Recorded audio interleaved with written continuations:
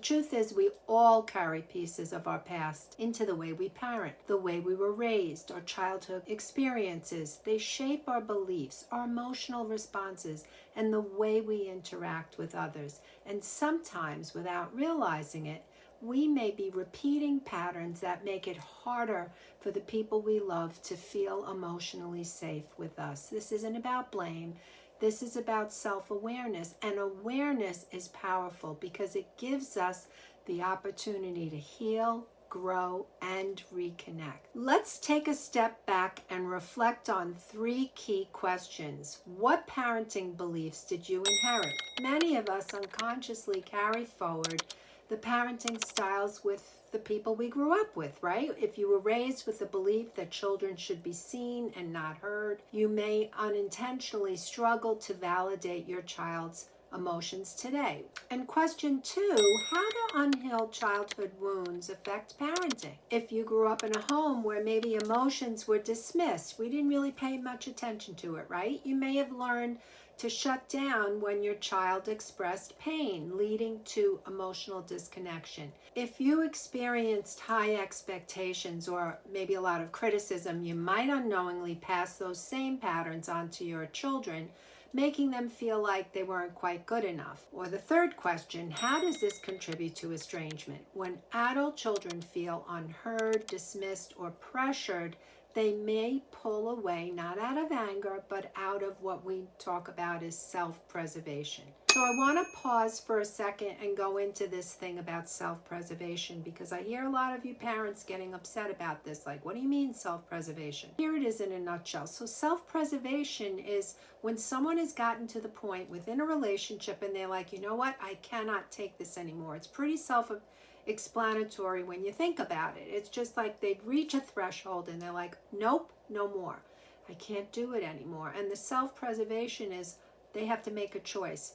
They're either going to stay in a relationship where there's all this heightened stuff that's very difficult for them, or they're going to preserve and take a pause, hopefully to get repair. Many kids say, I don't feel emotionally safe with my parents, even if what we believe is trauma occurred. This is often about repeated small moments of invalidation rather than one big event. Maybe you're hearing things like, oh, you gaslit me, which is code for, hey, I tried to tell you something and then you didn't really receive it. You twisted it around. Or maybe they said things like, when I was around you, I kind of felt like you weren't really engaged with who I am.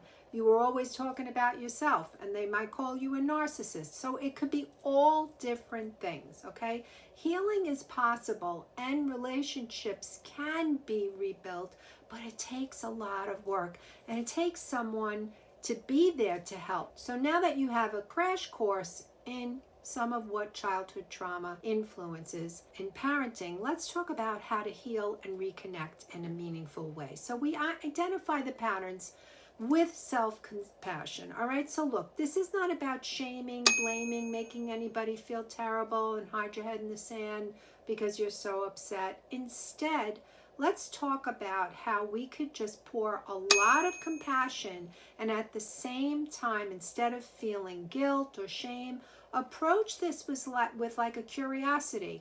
I mean, thank goodness we all have the chance to do things like this as opposed to staying stuck in the grief of, oh, I'm so angry with you. I'm never going to look at what I did. I'm just going to blame you. But instead, if we just take this very kind approach with ourselves, no one's blaming you. We're just doing some examining. If we take this kind of approach, we can grow and get so much further. We can get so much further. And we ask this question, how was emotion handled in my home growing up? What messages did I receive about love, success, or failure? As parents, we're used to having authority, but adult relationships require emotional safety, not control. Instead of saying, you shouldn't feel that way, try, I didn't realize you saw it that way. Tell me more. I'm realizing now that I may have dismissed your feelings in the past, and I truly want to understand better. Can open the door to healing. This is about small shifts, but these small shifts can create big changes in how your child perceives your relationship. Imagine your child watching this video. What would you want them to feel? You want them to feel hope, relief, reassurance that you care? Healing starts with small, intentional steps. Even if reconnection feels distant right now, know that the effort you put into self-awareness and change does matter. Many adult children long for a safe, open relationship with their parents, but they need to see that change is possible. This isn't about looking back with regret. It's about moving forward with understanding and hope. If you've ever felt confused about why your adult child pulled away, this might be an opportunity to reflect. Not on what you did wrong, but on what can be done differently to rebuild trust. Healing is possible, and reconnection starts with understanding. See you in the next video.